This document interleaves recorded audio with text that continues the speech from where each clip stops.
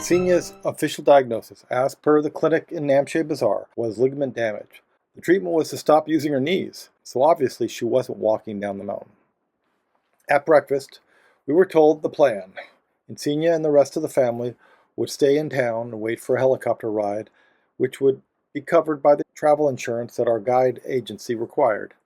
Sir and Hari Singha would stay with them and help organize the flight and get their gear, moved around.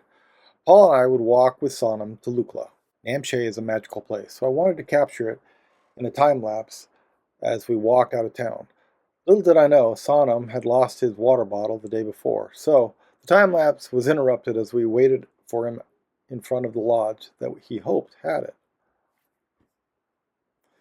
Right outside of Namche, I picked up a second kilo of trash that I would carry to Lukla. On the way down to the Hillary Bridge, we hoped to see bungee jumpers again.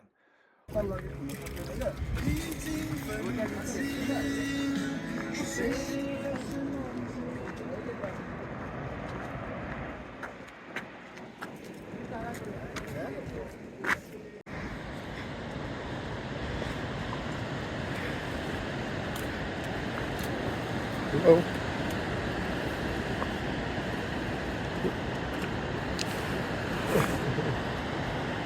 We got a glimpse at someone prepping between the trees, but by the time we got to the viewing area, they'd already jumped. This is where I told Sonam, if he wanted to, I'd pay for him to jump. He seemed enamored by the prospect on the way up. As a future soldier of the Gurkha Brigade, I figured he'd have no problem with it. Unfortunately, he passed. He said, although he'd love to parachute, the up and down of a bungee jump didn't appeal to him. On the bridge, everyone had to get over to the one side to let a large load go by. That gave me an opportunity to look straight down and to appreciate the height. Just past the old Hillary Bridge, we came across this guy.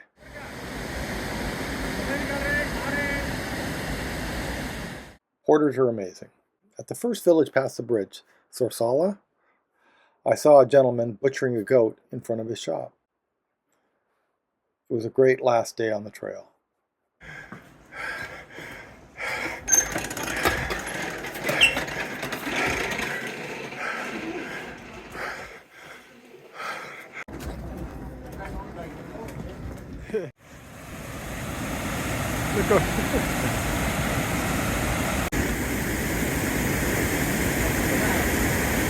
Oh, you were doing so good before. All right, next time. Hey!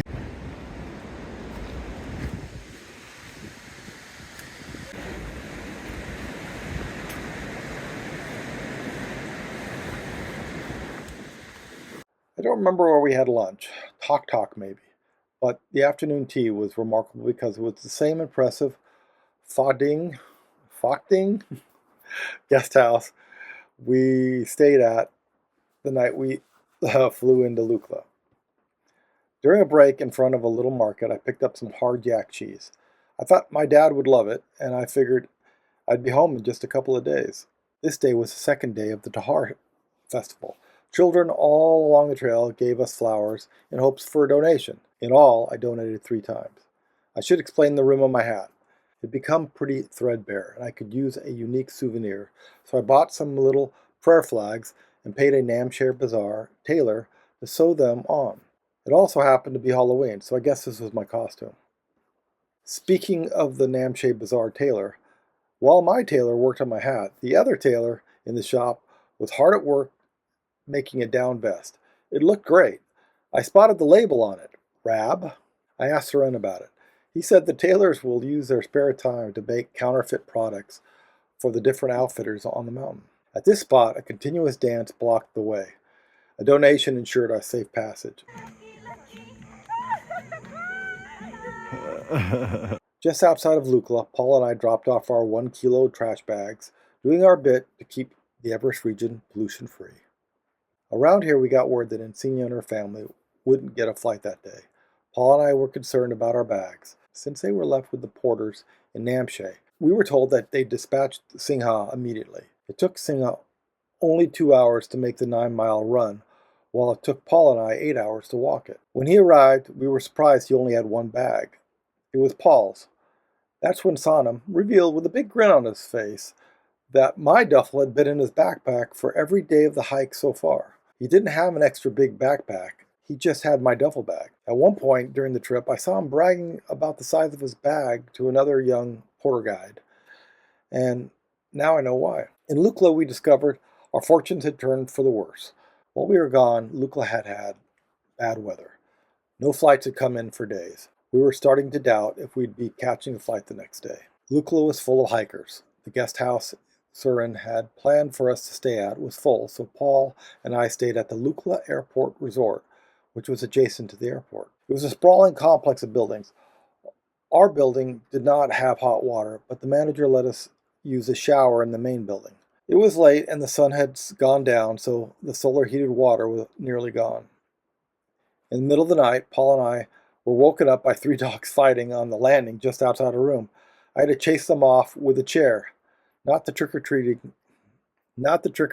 I was expecting. Insignia was hoping to catch a flight all the way to Kathmandu and a proper hospital, but instead she and her family, Surin and Hari, got an early morning flight to Lukla. They all stayed at the heliport all day, hoping to catch a flight because helicopters aren't as restricted by the weather. Paul and I never really had a chance to get a flight. Sometime in the afternoon, their last chance for a helicopter ride was dashed. Paul and I helped them get over to our hotel. We were all given rooms in the main building, but the water was still not hot. We spent the afternoon in the main dining hall. Paul played games with the kids. I sat near a couple and their preteen son. When the mother of the couple wasn't listening, the father confided with me. They were planning on hiking the base camp too, but they had to turn around at Namche Bazaar because, and he said this while he stared darts at his son, who was playing with his device. We had medical issues. The dining hall was decorated rustically. The most stunning thing about it was this picture of a honey hunter. I learned the hotel had quite a bit of history. It was the first one built in Lukla specifically to accommodate tourists to the Everest region. The hotel project was pushed through with the help of Hillary himself in 1964. Apparently when Surin and Raj talked to Fungi Thenga a few days earlier, they spoke a little bit about me. Raj told him I was a fast walker and I liked to drink. I guess that is why Surin broke out the rum that night and shared it with Paul and I. While we sipped on our rum, everyone gathered around the big pot-belly stove in the middle of the dining area and chatted a while. A big trekking group had the hotel dining hall booked after dinner for their big post-trek party. The family retired to their rooms, but Paul and I checked out the town. Because of the festival, the town was full of music and dancing. Paul and I found a Scottish pub before retiring back to the guest house. We were still hoping we'd be leaving the next day. We woke up to the sound of planes and helicopters taking off and landing, so our spirits were high.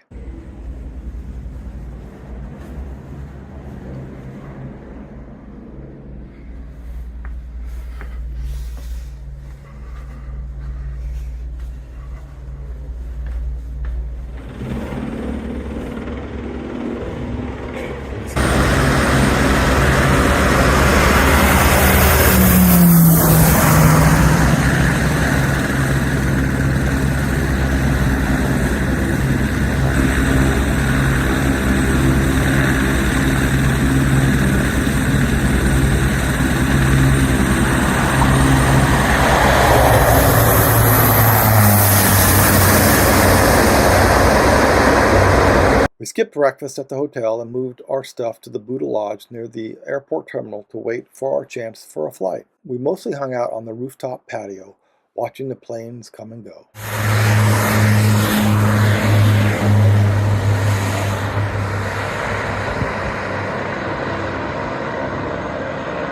Surin and the porters were staying in Lukla for the next trek, so it was this point we needed to distribute the tipped envelopes. The first night back in Lukla, Paul and I hit up a couple of shops and a tailor. We bought Sonam a replacement Nalgene bottle and a holder for it. On the holder we had an Everest Basecamp patch sewn on it to commemorate his first trip to the site. As I was drinking my first Diet Coke in a month, we got the news. The airport was closed for the rest of the day. Dejected, we went down to the lodge restaurant to discuss our possibilities. We were now outside our itinerary. All meals and boarding until we checked into our Kathmandu hotel was supposed to come out of our own pockets. Having just handed out the tip envelopes, I was nearly broke. I knew there was a 25-mile trail from Lukla to a small village where I could catch a jeep and then a bus to Kathmandu. I was pretty sure I had enough money for that. The next 3 days worth of weather was supposed to be worse than that day's weather. My flight home was supposed to be the next day, and my visa was expiring. It was clear I needed to consolidate my bags and start hiking. I asked Surin if he could arrange the jeep ride for me. The color drained from his face, and he started to make phone calls. Next thing I know, he was handing me the phone. I figured it had something to do with the jeep, but instead it was David, the executive I met during the dinner after the Annapurna circuit. He really didn't want me to go on a hike on my own. I assured him I had hiked 2,655 miles on my own the year before. I had a red line to follow, just like on the PCT. In the end, he talked me down. He assured me overstaying my visa wasn't a big deal. He promised me we'd get on the first plane the next morning. The family went over to the heliport because the helicopters were still flying. I didn't get lunch. If I was going to have to pay for it, I wanted to pick the food for myself. In Namche Bazaar, I saw what looked like a great pizza place. I thought maybe Lukla had an equivalent, but I was disappointed. What I ate only resembled pizza because its base was flat, round bread. The restaurant did take credit cards, so that was good. The rest of the day was spent browsing and not buying in Lukla. I learned what the prayer flag symbols sound like while window shopping. Turns out, War Games got it right back in 1983. Oh, money pod me on. Oh, money pod me on. Over the plants? Yeah, she'd cup her hands over those seeds and she'd chant by the hour. She grew the most beautiful wandos you ever saw, man. Primo stuff, resin city. The festival was still going on. I spoke to a shopkeeper who was decorating for her children. These were the footprints the mother laid out that would prove the goddess had visited during the night. After the after-dinner rum with Paul and Surin came over and whispered I should meet him outside. He was taking me somewhere with Hari. On the way into town, he explained, Raj's trek had arrived. Surin was going to have drinks with Raj. I was supposed to come in last to surprise Raj. Walking through town was exhilarating. The festival had ramped up to be quite the party. It was great to see Raj. She gave me a big hug. We hung out at a porter-only guest house. It was free for porters as long as they paid for breakfast and dinner. Hari and Singha were staying there. It was cold, so Raj produced rum. He doctored it up with lemon, honey, and hot water. A bowl of delicious meat and toothpicks also landed on the table. It was marinated and served with onions, like the water buffalo I ate on the bridge on the Annapurna circuit. When I asked what it was, Surin said it was chicken, and he pantomimed sighting a target with a gun and said, local chicken. That's why it's tough. It was tough, but delicious. I stayed at the table a good long time. Unfortunately, I mostly just listened to them all chat, but couldn't understand them. I tried not to eat more than my fair share of the chicken, but it was so good. Before the bowl was completely empty and I had worn out my welcome, I tried to excuse myself to go back to the hotel. Surin wouldn't let me go on my own, so Hari escorted me all the way back.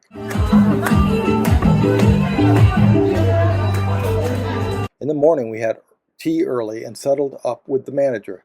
The price was quite reasonable. The rooms were discounted because we had had breakfast and dinner on the premises. Paul and I were at the airport before opening.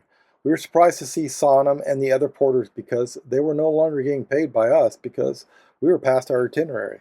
Sonam would be going back to school in just a couple of days. Hussein, Insignia, Umihani, and Abbas all went straight over to the heliport, which seemed like a sure bet. The insurance company had confirmed that the helicopter ride would be covered. We were all hoping for direct flights to Kathmandu. For me, that was the only chance I had to make my flight. We went through the 3 levels of security and waited. Right away, the flight that had landed the day before took off. It had been grounded by weather the day before. Then 2 flights came in and took off. Paul and I were assured each time that we were on the next one. Before 10 a.m., we were told the airport was closed for the day. Once again, we were dejected, and we wandered back to the Buddha Lodge. I could never make my flight, so I started making phone calls. The weather wasn't expected to get any better, so I rescheduled my flight for 3 days later. Hiking out was no longer possible. I didn't have enough money. Depending on how long we were stuck in Lukla, I'd be lucky to be able to pay for the Lukla Airport Resort. I started researching a geocache that was just a mile away in the woods when Surin rushed into the restaurant. He said, "Where are your bags?" Downstairs, we said. Porters were with him. He told the porters to go get them. Paul and I were to follow him. We rushed across the street, right past the unmanned 3 levels of security. He said a flight is coming in and we could fly out on it. We'd have to land in Rameshap, but we'd be off the mountain. Surin handed us off to Raj, whose crew was on the same flight. Sure enough, 2 planes landed. We were not on the first one, but we were on the one after that.